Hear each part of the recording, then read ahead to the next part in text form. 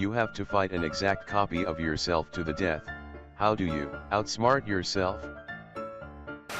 I'm an identical twin, so I've been down this road many a time. In high school during a wrestling tournament there was a need for a supposed exhibition round for me and my brother's weight class.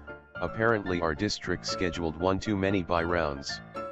Coach asked if we'd be willing to go for it, and we did. The first period I couldn't help but laugh my ass off.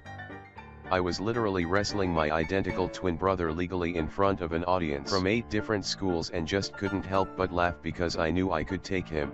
Second period comes around and I had more points from a reversal on him. Of course the ref said top, bottom, or neutral, normal standing position. Of course I said neutral and my brother was still laughing during the second period. I knew what I had to do, went in for a single leg takedown that almost ruined the match for me.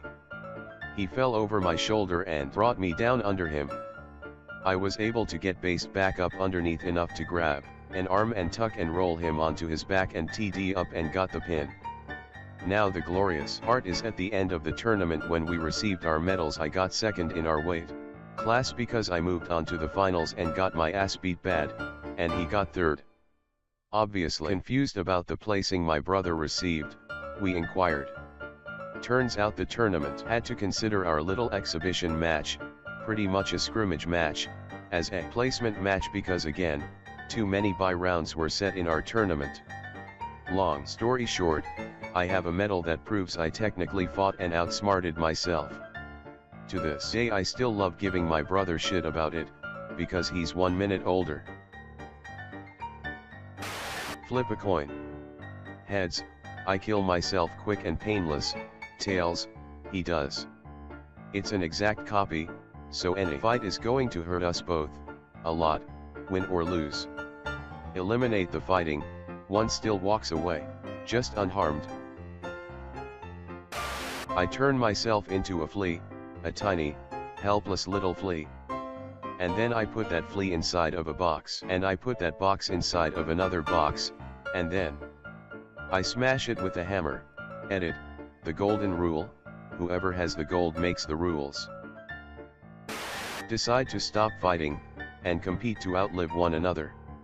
We both end up eating healthier, exercising, and finding more joy in our lives in hopes of living longer than the other, eventually forgetting about the fight to the death part, and then I hit her with a claw hammer.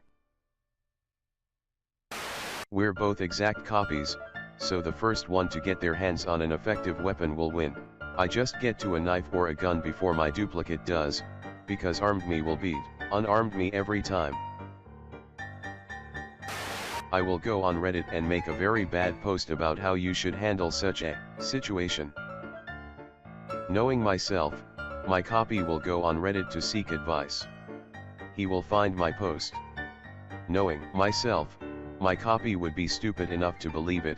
He will follow the bad advice in our 1v1, and I will have the advantage. Flawless plan, right? Hey, right quick, they want us to fight to the death. Wanna do this? Yep, smart move to do. Name your weapons, AD&D rules, Ravenloft books, and the legendary Vecna modules. One of us throws the Game Master, one of us plays, and after we have finished the module, we switch sides, and try to see who does better. Text myself, where do you want to meet, to which I'll respond, doesn't matter to me. This will continue for some time, eventually resulting in no decision being made, and the fight will never even happen. Game, set, naps. Run away, almost as fast as I can, other me will chase, try to catch up. If other me is exactly like me, he'll be all in on the chase. I'm stupid like that, I will try to outspeed everything I can. I've attempted several times to get speed trapped on foot in a 30 km zone. When other me is at full speed, and catching up, I'll abruptly stop, tense up, and let kinetic energy do the work on his unsuspecting, still sprinting body. It seems most people in this thread believe in a determined universe and aren't convinced by free will. This question makes me think of another question. If you were to wind the clock back on the universe 5 minutes where everything was the exact same down to the position of every electron in every atom, would things play out the same? Would you make the same decisions? It's kind of like creating a copy of yourself and wondering if it will do anything differently. There's one big problem with creating a copy of yourself. As soon as you do it, that copy starts diverging from you nearly instantly because they are having a different experience and thus aren't an exact copy of you anymore. Determinist here. If they're an exact copy even down to the quantum level, then their thoughts and decisions and any other neuron firings will be exactly the same as mine, so I don't know how we get around mirror image action. Till random fluctuations start piling up, then I suppose we can start acting differently. If this person is an exact copy of myself, I'm going to assume that he knows what I know. He thinks how I think, and he plans how I plan. The problem with that is, I'm a fucking lunatic and will end up most likely injuring myself before injuring my copy. I'd most likely take him out to the Chinese buffet in town and get good and full before completing our suicide pact. Trick is, I'll have built up an immunity to iocane powder over the years, and when we go to drink the iocane-laced wine, I will just shoot him in the face with my bazooka that is cleverly hidden under the table. Chances are that he knows about the bazooka, but what he won't know is that it's actually malfunctioning because I won it from a dastardly group of people in a back alley turtle race. And let's face it, back alley turtle race attendees aren't the most trustworthy of people. I'll end up dying because it malfunctions and blows up in my face, but also getting my clone in the blast radius. Long story short, neither of us will be alive. I'd get drunk. I have never really been drunk, so my clone would have no idea how drunk me would think, and knowing me, my clone would overthink how to deal with drunk, real me, and drunk, real me would hopefully just go fuck it, let's get this over with and kill clone me. And then I'd get therapy because that shit would be traumatizing. Y'all know that scene in Phineas and Ferb Across the Second Dimension where Dr. Heinz Doofenshmirtz meets Dr. Heinz Doofenshmirtz and they sing the song "I Found a Brand New Best Friend and It's Me"? Well, imagine that, but it's two 14-year-old boys with a kazoo in one hand and a flip-flop in the other. I've studied game theory enough that I know both of us would be willing to accept a temporary treaty and walk away.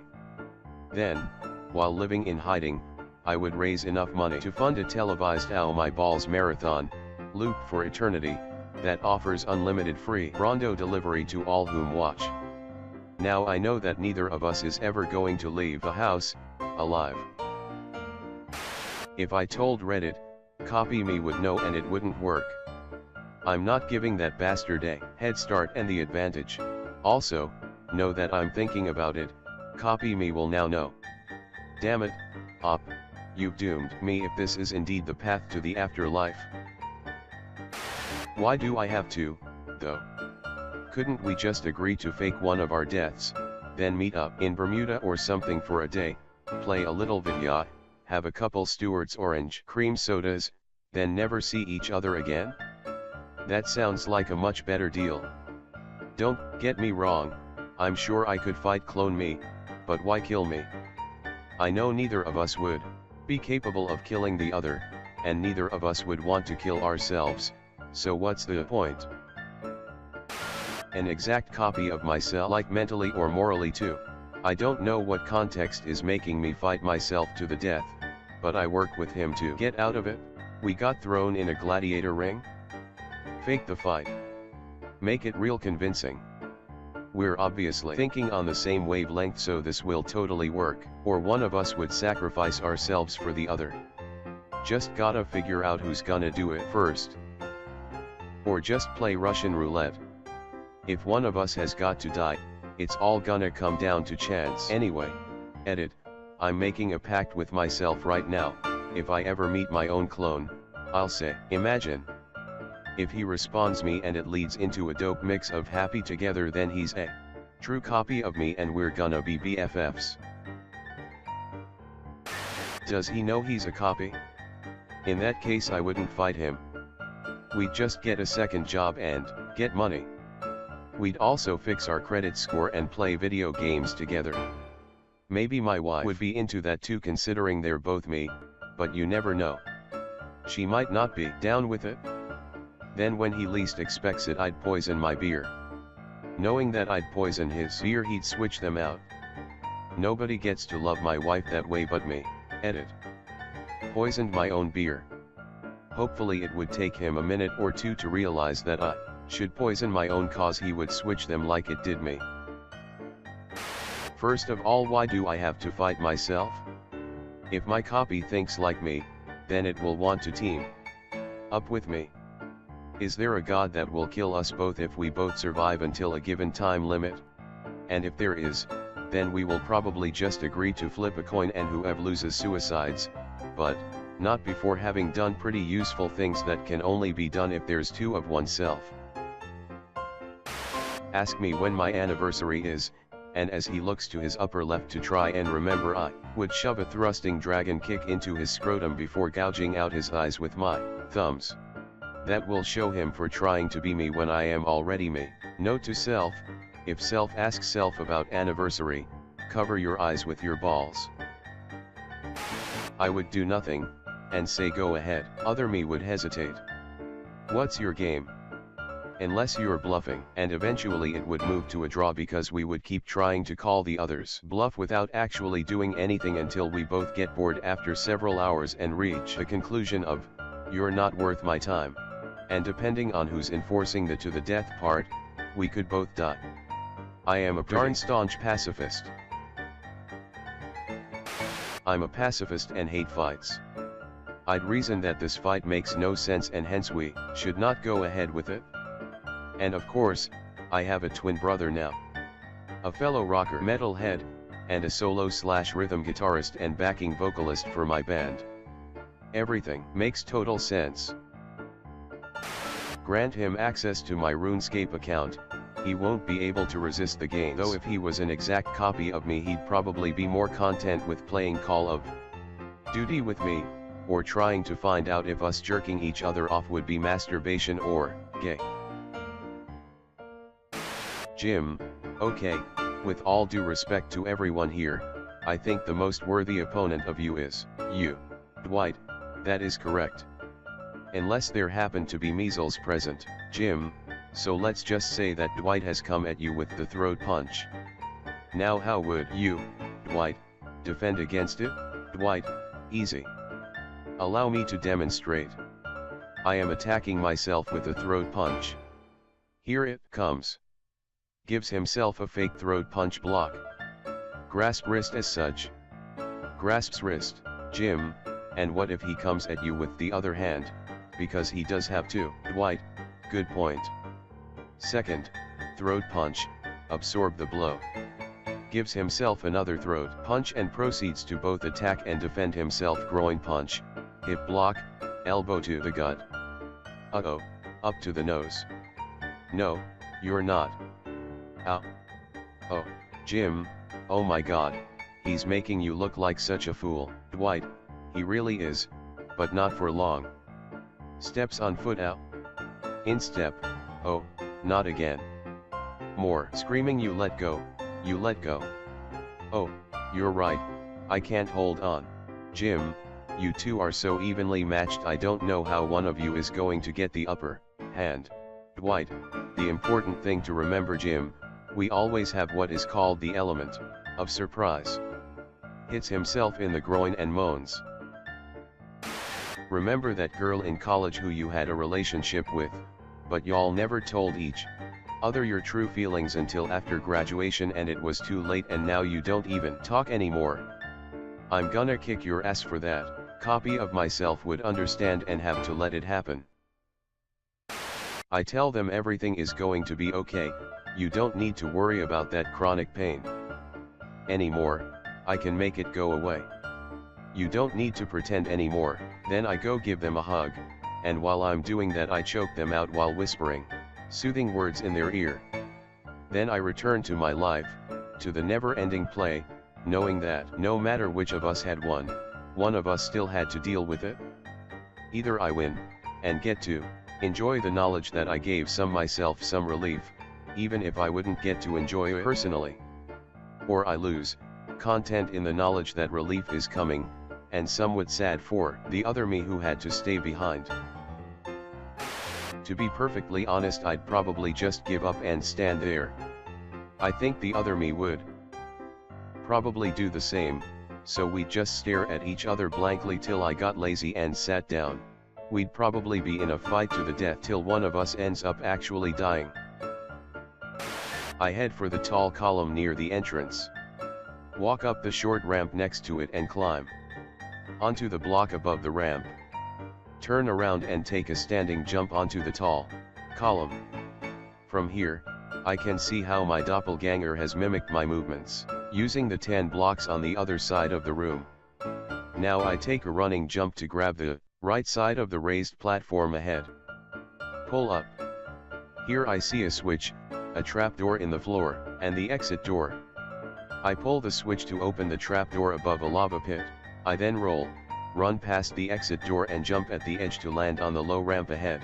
Climb onto the low block at the top of the ramp. Jump onto the tall pillar. Now I take a running jump to grab the platform and run to the middle. The other me should then run to the middle on her side and fall into the lava pit. When it does, the exit door near the pit will open. I'll be surprised if anyone knows what the fuck I'm on about without googling the text. If they think/act exactly like me, the better arsenal determines who wins. Assuming that this thing came out of nowhere, it shouldn't have access to the weapons I have. Even though a kitchen knife is the most lethal weapon I have, if my foe is a mirror image of me, we should be exactly equal in strength and wits, letting my weapon barely tip the scale, leading to my victory. We both go to an unstable part of the world where we can blend in and both become acquainted with the culture. We then flip a coin. One of us will attempt to bring the country together through political means while the other creates a rebel military group through violence. 10 years from the day we split up, we declare war on each other and the last one alive wins. Being an exact copy of me, we both know each other want nothing more than to cease to exist. We convince each other to sell every position we have and make as much quick money as possible to go travel the world until it runs out, and then together, we take the leap, plummeting to blissful death together. Really not sure what I would do. I am by no means a trained fighter and have been in very few real fights. But people pretty often make comments like "I wouldn't want to fight you," or "it would be nice knowing you had my back if I got in a fight." I'm above average in size, but there are many bigger and badder dudes than me. I've always felt smaller than I am because I was a late bloomer and always the smallest kid in my grade. So when people say things like that, I find it surprising. With all that being said, this question put it in perspective for me. Fighting myself would fucking suck. It would be a pretty nasty brawl and there's a good chance I would kick my ass.